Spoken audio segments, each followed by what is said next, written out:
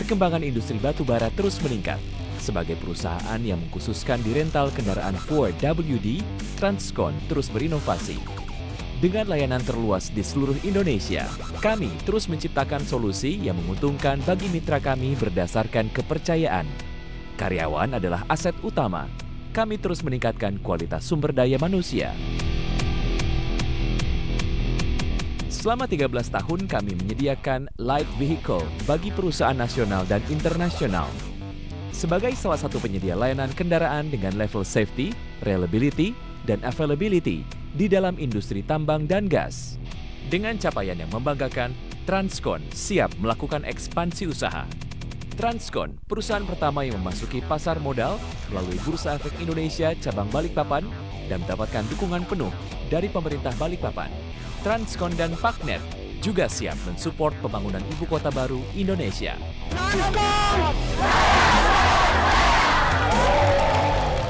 Series 4 WD Rental Vehicles and Equipment.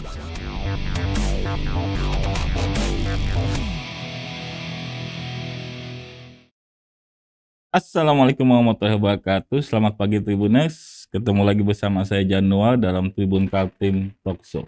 Kali ini kita akan mengobrol banyak soal situasi ekonomi, kondisi ekonomi, dan peluang usaha bersama tamu istimewa kita yang sudah hadir di depan saya. Beliau adalah Bapak Kain Fauzi yang sehari-harinya menjabat sebagai Marketing Director di PT Transcon Jaya Tbk. Saya sapa dulu. Saya manggilnya Pak Fauzi ya Pak ya? Pak Fauzi. Pak Fauzi. Selamat pagi Pak ya. Selamat pagi. Sehat Pak kabarnya Pak? Alhamdulillah sehat. Alhamdulillah. Yang situasi saat ini memang harus, yang penting sehat dulu Pak ya? Betul. Sehat dulu baru yang lain. Sehat dulu baru yang lain. Ya. Kita lupakan hal lain, yang penting sehat Pak ya. Betul sekali. Iya. Pak, tapi saya menarik dengan situasi sebagai apa ya? Perwakilan dari PT Transcon ini kan bergerak di bidang rental ya Pak? Ya, rental mobil. Supporting mining. Khususnya di alat-alat maksudnya di kawasan tambang gitu ya. Betul, betul. Oke. Tapi Pak, ini kan yang kita tahu kan pandemi ini bisa dikatakan baru saja berakhir gitu kan Pak, setelah hampir 2 tahun kita kan. Betul, betul. Bagaimana sih kemudian peluang bisnis rental kendaraan ini setelah kurang lebih 2 tahun nih kita menghadapi badai pandemi sekarang ini Pak? Alhamdulillah, yang jelas kita bersyukur pandemi sudah mulai melandai atau katakanlah sudah mulai usai harusnya. Transcon selama pandemi tentu sedikit terpengaruh, tapi karena kami ini dalam bisnis rental, khususnya yang supporting di tambang itu kan punya kontrak. Yeah. Kontrak kami ini biasanya kita jaga kalau untuk unit baru minimal 2 tahun atau 3 tahun. Semua kontrak-kontrak yang sudah ditandatanganin dan unitnya sudah kami delivery sebelum pandemi, artinya selama pandemi masih komit di kontrak. Nah, dari situlah kita merasakan amannya rental unit, rental mobil dengan berkontrak. Apapun yang terjadi selama kontraknya masih valid, kita berhak untuk tetap mengirimkan tagihan atas biaya rental bulanannya sampai masa kontraknya berakhir. Jadi disitulah strategi kami bahwa untuk sewa unit baru harus ada kontraknya minimal 2 tahun atau 3 tahun. Sehingga kita alhamdulillah selamat. Walaupun mungkin di luar sana beberapa perusahaan sempat kolaps ya di masa-masa pandemi. Tapi Transcon alhamdulillah aman. Artinya situasi pandemi yang berlangsung selama 2 tahun tidak mempengaruhi core bisnis dari PT Transcon sendiri gitu? Secara umum tidak. Cuman kita hanya menyesuaikan dengan aturan-aturan yang berlaku semasa COVID. Biaya-biaya tentu ada tambahan ya. Kalau sebelumnya mungkin tidak perlu VCR kalau kunjungan ke site, mengirim mekanik dan sebagainya. Selama pandemi akhirnya itu jadi kewajiban. Dari sisi costing memang naik, tapi dari sisi revenue karena kami sudah berkontrak aman. Jadi kita tetap revenue-nya tetap jalan, cuman ada tambahan sedikit karena memang protokol kesehatan. Jadi badai pandemi tidak mempengaruhi. Nova seperti itu alhamdulillah. Iya. Tapi gini Pak, setelah pandemi usai, kita kan dihadapkan pada isu resesi ekonomi katanya di tahun 2023 ini ya kan. Bagaimana kemudian situasi bisnis ini dihadapi dipersiapkan oleh PT Transkon gitu kan? Kalau kita rasakan sebenarnya resesi itu dampaknya belum terasa tepatnya ya. Karena kan memang beberapa isu 2023 2024 itu akan menjadi tahun resesi. Tahun gelap katanya. Tahun gelap lah, yang belum tahu arah ekonomi akan kemana gitu ya. Tapi bagi Transkon alhamdulillah kita sudah bersiap. Tentu salah satu hal yang harus kita persiapkan adalah sistem kontrak tadi. Kalau dengan sistem kontrak ini paling tidak kan satu, kita sudah mengamankan bahwa volume income kita akan paling tidak terjaga di kontrak itu. Yang kedua, dari sisi kita juga menambah bisnis terus-menerus. Setiap hari permintaan ini kan banyak gitu loh. Nah, jadi resesi ini rasanya kok belum terasa ya. Semoga aja enggak ya, karena itu kan lebih banyak di isu sebenarnya daripada di kenyataan. Prediksi supaya kita bersiap aja menurut saya. Jadi saya pikir fine lah gitu loh. Prediksi itu bisa kita jadikan semacam review aja atau pertimbangan nantinya untuk mengambil tindakan. Nah, dari sisi itulah Transkon ya bersiap tentunya. Tapi dari sisi kenyataan sehari-hari omset tanda kutip terus naik karena permintaan rental terus naik. Nah, sebenarnya kan kita juga melihat bahwa komoditi tambang, hasil tambang ini kan harganya semakin naik. Dan sekarang sudah mulai stabil dari harga yang naik tadi. Cepat turun, sekarang cenderung stabil gitu. Stabil dan makanya kadang-kadang ada orang ngomong resesi ya so far alhamdulillah harusnya belum lah gitu loh. Kalau kita bisa memanage dengan baik, insya Allah resesi bisa kita lalui apapun yang terjadi nanti. Tapi di tengah misalnya isu atau prediksi resesi ini, apakah Transkon tetap punya strategi untuk melakukan ekspansi baru gitu Pak? Kalau kita tetap, karena kan dengan harga komoditi tambang yang semakin mahal, kemudian beberapa kontraktor baru sudah mulai bekerja kembali. Kalau di masa pandemi kemarin mungkin istirahat atau mengurangin, sekarang malah istilahnya gaspol. Kalau sudah gaspol, Transkon mau tidak mau harus ikut. Seperti itu. Tapi saya penasaran Pak, selain di Kaltim, di mana saja sih wilayah kerja PT Transkon ini? Kalau Transkon sebenarnya sudah hampir di seluruh Indonesia. Kami ada di Sumatera, kami sudah ada di Sulawesi, kami sudah ada di Sumbawa. Jadi istilahnya di mana ada tambang. Istilahnya di situ ada Transkon lah. Kami memang tidak berkecimpung di alat berat, tapi kami mensupport semua rekan-rekan atau kontraktor yang mempunyai pekerjaan di alat berat itu. Apa spesialisasi sebenarnya PT Transkon ini Pak, kalau kita bisa tahu? Kalau kita spesialisnya adalah rental unit 4x4 atau double gardan. Jadi unit-unit yang harus bisa masuk sampai ke dalam tambang. Jadi kalau kita ngomong mobil kota kan paling ya 4x2 yang biasa melalui jalan-jalan yang sudah beraspal atau jalan-jalan mulus. MPV atau gitu. Betul, sekelas itu atau mobil keluarga gitu ya. Tapi kalau Transkon ini spesialisnya memang khusus untuk mensupport di area tambang yang tanda kutip jalannya pun ya udah becek, kemudian naik turun gunung dan sebagainya. Itulah spesialisnya Transkon. Nah, mobil kecil ini yang 4x4 itu sebenarnya sangat perlu karena apa? Operator alat berat, mekanik alat berat itu kan tentu dia akan menuju alat berat yang ada di dalam pit. Kemudian nanti sorenya atau di pasca kerjanya dia kembali camp. Perlu kendaraan operasional untuk di dalam. Betul. Oke, siap kayak gitu. Kalau gitu memang khusus mobil 4x4 yang disediakan oleh PT Transkon ya? 90% ya.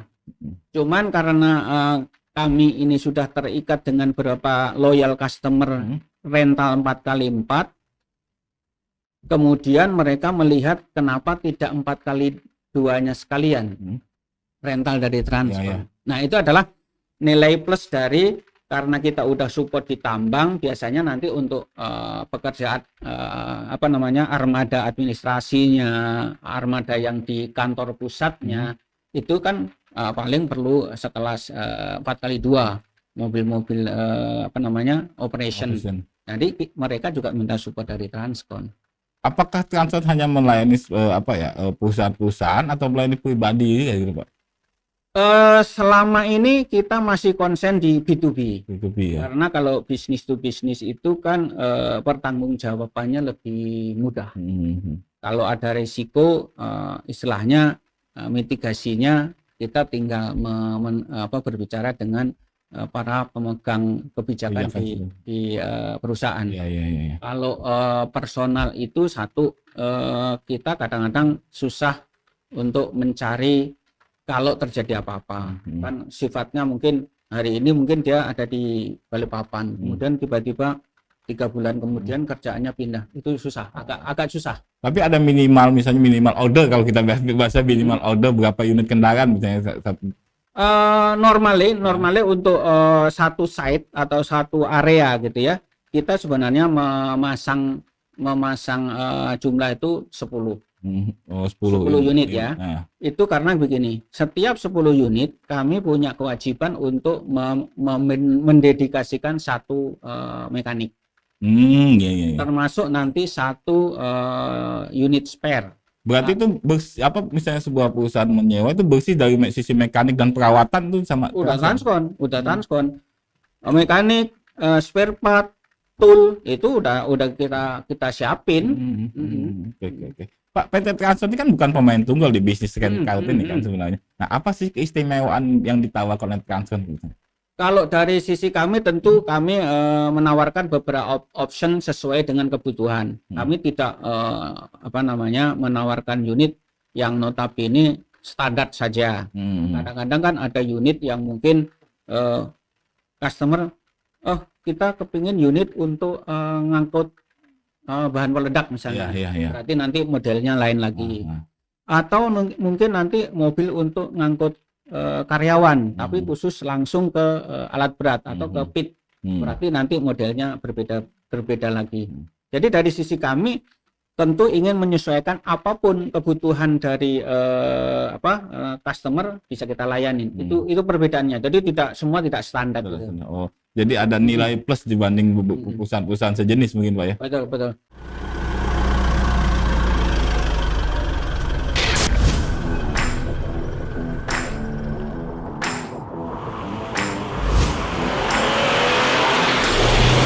Selamat datang di Transcon Jaya.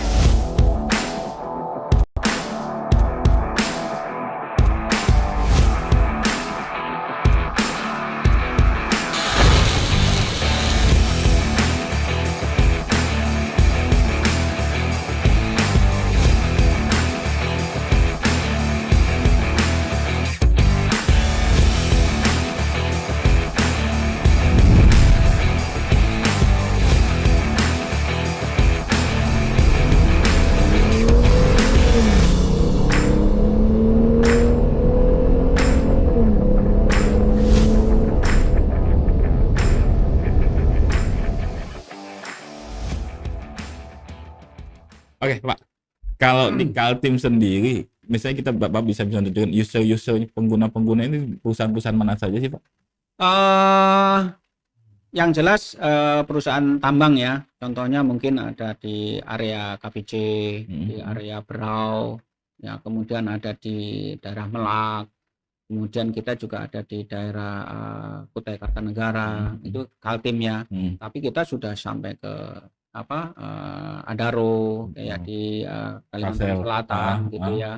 Kemudian ada di Senakin. Kemudian kalau yang di Sumatera itu di Martabe, itu Sumatera Utara ya. Sumatera Utara. Jadi kami ini sudah mensupport berbagai macam tambang istilahnya. Ada tambang batu bara, ada tambang mineral contohnya emas, kemudian ada tembaga gitu. Jadi hampir semua produk atau tambang kita bisa support ke kontraktor mereka. Sudah berpengalaman di semua jenis tambang gitu Pak ya. Betul. Dan masing-masing tambang itu punya plus minus. Ya. Ada yang tambang batu bara mungkin dari sisi areanya ini berat ya, karena kan biasanya lumpurnya tebal, kemudian jaraknya jauh gitu ya. Nah, tambang emas atau tambang yang mineral yang lain biasanya korosif. asamnya asam tinggi. Jadi itu anu ke mesin ya, cepat ya. chassis ke bodi itu akan cepat berkarat. Nah, kita sudah punya formulanya bagaimana mengantisipasi seperti itu. Ada perlakuan berbeda di tiap unit, di tiap tambang gitu Pak ya. Betul. Tapi apa hanya di khusus industri pertambangan aja, apa ada juga di industri lainnya gitu Pak? Kalau kami sebenarnya memang hampir 95% tambang, tapi kami sekarang atau saat ini sedang membidik pasar-pasar seperti nantinya di perkebunan. Yang sekarang sedang kita tender itu adalah di nursery, kemudian reboisasi, kemudian nanti di forestry, ya, seperti itu. Kemudian ada beberapa juga yang di konstruksi. Jadi kami sebenarnya semua area bisa lah gitu. Kita bisa support 4x2-nya bisa, 4x4-nya bisa. Bahkan sekarang kita sudah merambah kepada bus. Oh, ada bus juga Pak. Karyawan. Tapi untuk sementara kita memang lebih kepada loyal customer kami dulu. Jadi loyal customer dulu yang sudah sewa unit 4x4 dengan kami, mereka kebetulan ada kebutuhan bus angkutan karyawannya, ya udah kita bisa support juga. Jadi artinya semua yang ada yang tanda kutip kendaraan kita bisa yang memerlukan kendaraan operasional. Betul. Nah, untuk perusahaan-perusahaan mungkin yang bergerak di bidang perkebunan ya kan, mungkin tertarik gitu ya kan Pak Fauji ya kan. Siap. Nah, selain tadi saya dengar selain di Kalimantan juga ada Transcon juga berdiri di Sumatera dan Sulawesi gitu Pak ya. Betul. Nah, saya dengar info terbaru nih Pak ya kan, katanya Transcon melakukan sebuah gebrakan baru dengan membuka kantor di Morowali ya kan. Betul, di Morowali. Betul. Ini kan hal yang aneh di tengah ancaman resesi 2023 ini kan. Transcon juga justru melakukan ekspansi membuka kantor baru di Morowali. Apa alasan dibalik itu Pak Fauji? Sebenarnya ini Transcon lebih mempertimbangkan menangkap peluang. Karena sesuai dengan instruksi Bapak Presiden, mulai tahun ini sudah dicanangkan tahun mobil listrik. Oh iya. Ya, mobil listrik, bahkan sekarang pemerintah mau memberikan subsidi kepada masyarakat Indonesia yang mau membeli mobil listrik. Menggiatkan mobil listrik. Ya, ujung-ujungnya kan sebenarnya listrik itu kan bahan bakunya tentu baterai kan. Mobil listrik kan perlu baterai. Baterai itu ya nikel betul. Bahan utamanya ya, selain bahan yang lain. Nah, Morowali ini adalah area yang terdekat dari banyaknya tambang nikel. Bahkan di depan nanti istilahnya kantor hub kami itu sudah tersedia atau ada peluang, itu sudah ada 3 perusahaan smelter besar di Morowali, di daerah Morowali. Nah, perusahaan smelter di sana kemungkinan besar itu karyawannya hampir 25.000. Itu kan peluang buat Transcon. Pasti perlu transport. Makanya kita mendekatkan diri kepada yang sekarang istilahnya industri lagi booming. Artinya semua orang, semua mata lagi butuh nikel, bukan hanya Indonesia. Sampai Elon Musk juga butuh nikel. Nah, itu maksudnya. Artinya betul-betul kita bermain mendekatin area yang memang nanti akan di sana rame gitu ya. Jadi kita paling tidak kita sudah persiapan lah. Ya, targetnya sih tahun ini sudah ada lah kantornya, kemudian fasilitas lainnya di sana. Oke. Berarti itu memang katanya itu kalau di Sulawesi itu hanya ada di Morowali kantor anunya tuh Pak, perwakilan dari Transcon sendiri. Kalau di Sulawesi sementara Morowali kita fokuskan karena memang sebelumnya ada di kota lain. Kita review setahun terakhir sepertinya kita harus berfokus kepada industri yang akan kita layanin gitu ya. Akhirnya kita pilih Morowali di antara kota-kota yang lain. Satu, karena kan kita lihat Morowali ini akan tumbuh besar, akan berkembang di kota itu. Yang kedua, ya seperti saya bilang di awal, bahwa di Morowali ini mendekati dengan area tambang nikel. Nah, khususnya nanti adalah smelternya itu di sana. Sehingga kita memandang Morowali ini sebagai titik kunci.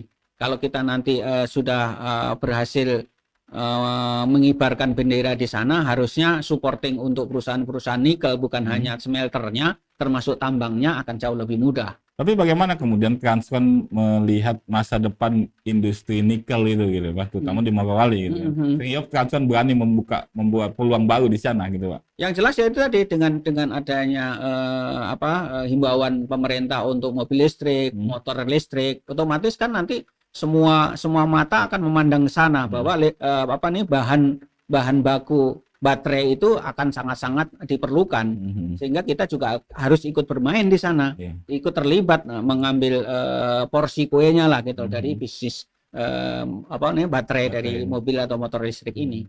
Dan Morowali juga diprediksi menjadi salah satu pusat ekonomi baru gitu Pak ya. Betul, mumpung masih baru, yang tanda kutip belum banyak pemain, ya Transcon harus duluan di sana.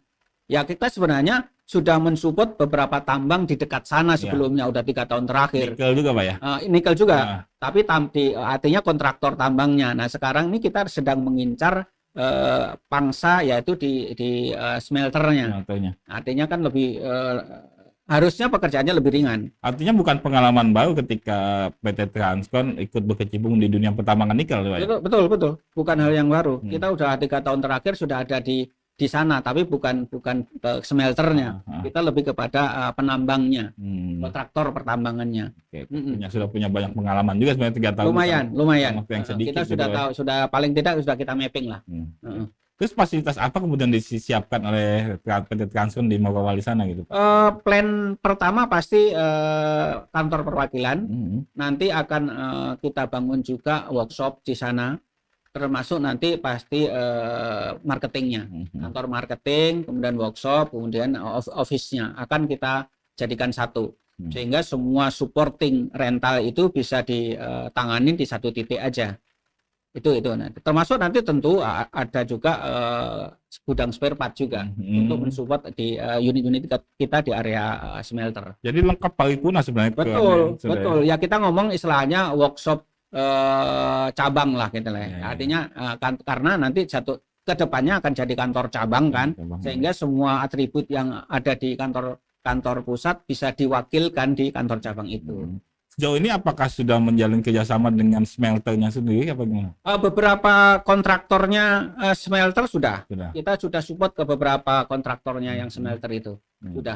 Jadi kalau di sana uniknya itu yang kita alami, nantinya kita akan masang unit ready. Jadi anytime kontraktor atau para yang ownernya smelter perlu unit, kita udah ada unitnya, kita siapkan. Nah, cuman kan memang tidak mudah untuk meredikan unit. Hari ini itu Transcon kehabisan unit sebenarnya. Saking banyaknya pesanan. Saking banyaknya peminat. Jadi sekarang istilahnya unit baru pun kami harus inden. Kami sudah inden tuh sudah ratusan. Itu unit second atau use unit kita ngomong itu akhirnya jadi laris manis, karena sambil menunggu unit baru biasanya mereka minta dong dibantu supportingnya supaya tetap project tetap jalan. Makanya solusi yang kita tawarkan, oke Pak, kami punya unit second, nanti kami siapkan sesuai dengan spek yang Bapak mau, baru ini nanti dijadikan sebagai kita ngomongnya bridging unit, sementara sampai unit baru pesanan mereka sampai kita serah terimakan. Tapi apakah Morowali memang punya potensi bagus di masa depan gitu Pak untuk ini? Sangat bagus karena kalau kita ngomong tambang baru itu kan kita ngomongnya 25 sampai 30 tahun ke depan. Lifetime-nya. Artinya ini kan potensi besar sehingga Transcon harus bisa menangkapnya mulai sekarang. Berarti pintar juga menangkap peluang PT Transcon. Ya kita sudah tanda kutip sudah banyak belajar ya, asam garamnya dunia pertambangan seperti apa kita udah bisa mapping lah gitu. Iya.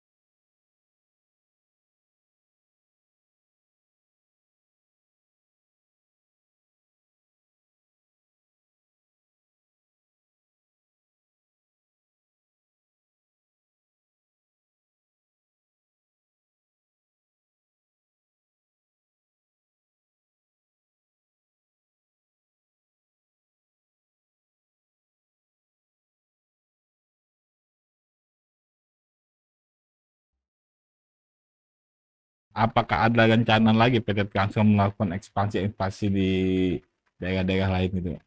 Kalau kita pertimbangkan secara matang, sebenarnya pertambangan itu tetap akan tumbuh karena eksplorasi masih tetap jalan. Yang sekarang sedang kita, selain Morowali, yang sedang kita mau tingkatkan dari sisi omset marketingnya itu adalah di area di daerah Sumbawa. Sumbawa. Itu tambang apa tuh, Pak? Sumbawa itu tambang emas dan tembaga. Tambang emas. Jadi di sana itu sebenarnya akan ada tambang baru yang sekarang ini sedang tahap mau produksi. Kalau kami baca-baca di laporan mereka itu bisa sampai 50 tahun ke depan usia tambangnya nanti jika dimulai hari ini gitu ya. Artinya kita juga harus ikut berpartisipasi bisnis di sana.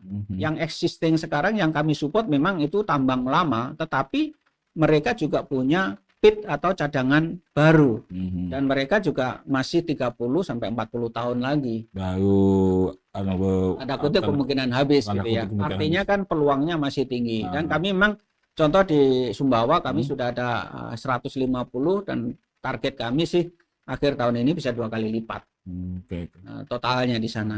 Menjangkau seluruh Indonesia sudah. Ya, betul. Kami juga ada di Martabe di Sumatera itu sudah 5 tahun plus ya. Jadi ini juga sudah waktunya renewal unitnya mereka. Jadi insya Allah tahun ini juga akan menambah unit juga di sana. Itu tambang emas.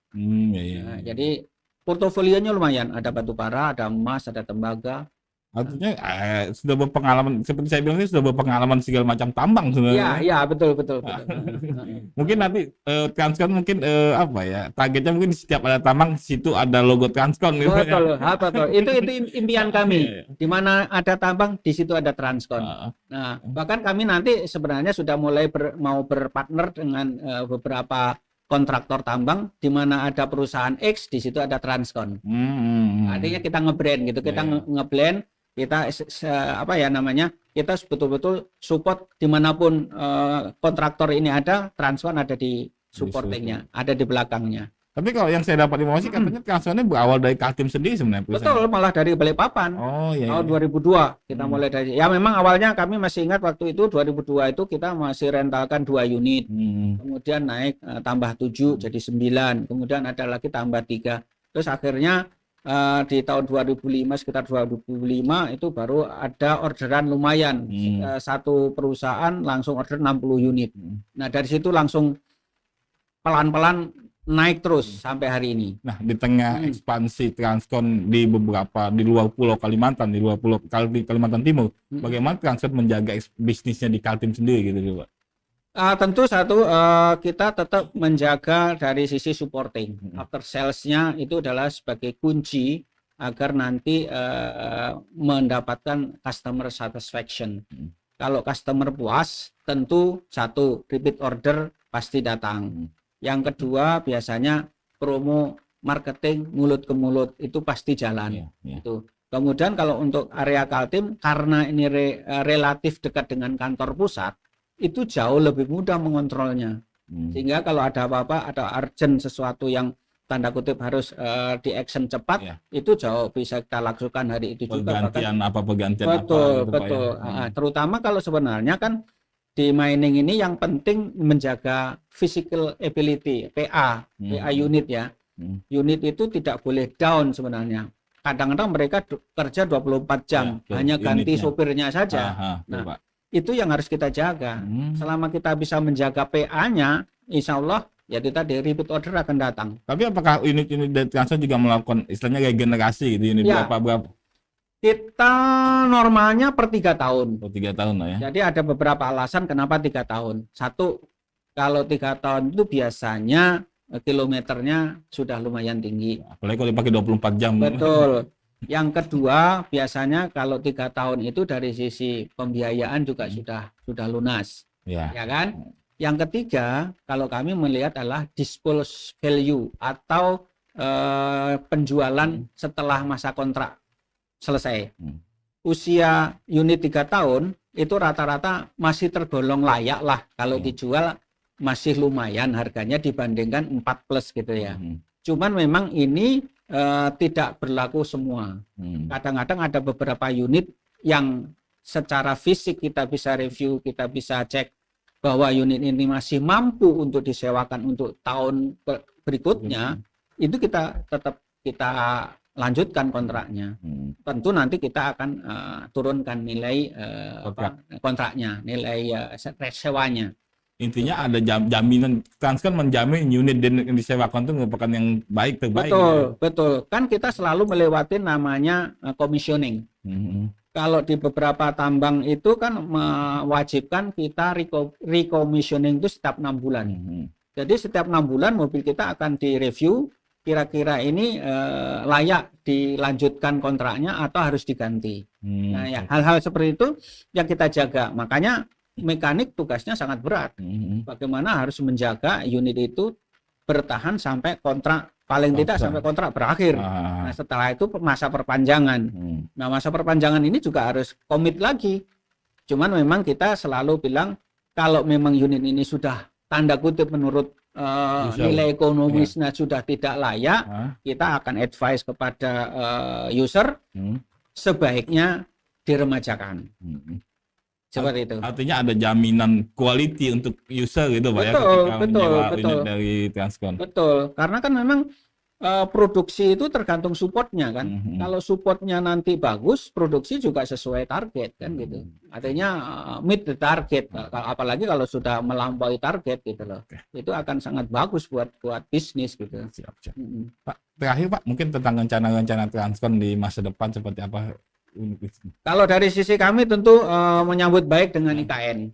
Dengan adanya IKN ini harusnya Transcon juga bisa berpartisipasi lebih banyak. Satu karena kan sesama Kaltim atau mungkin masih sekarang ini kan IKN masih baru.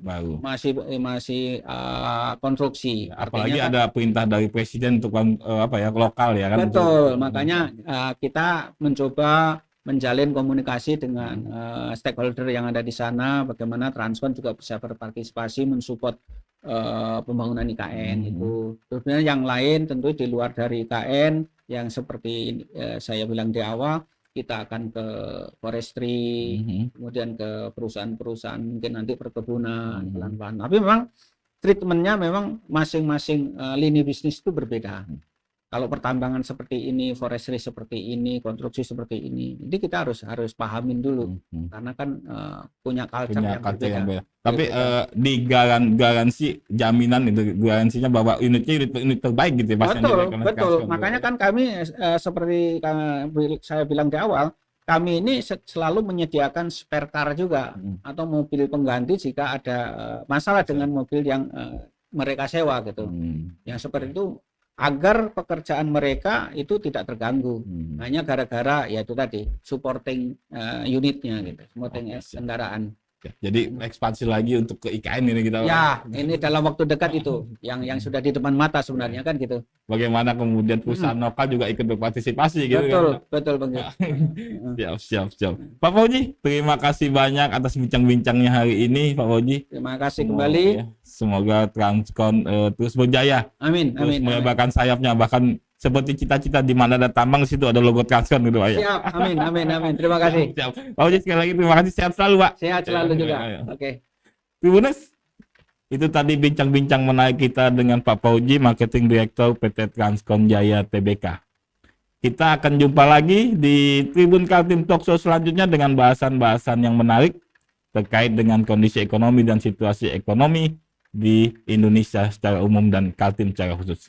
Akhirnya saya Januar pamit dalam Tribun Kaltim Talk Show edisi kali ini. Assalamualaikum warahmatullahi wabarakatuh. Terima kasih sudah nonton. Jangan lupa like, subscribe, dan share ya.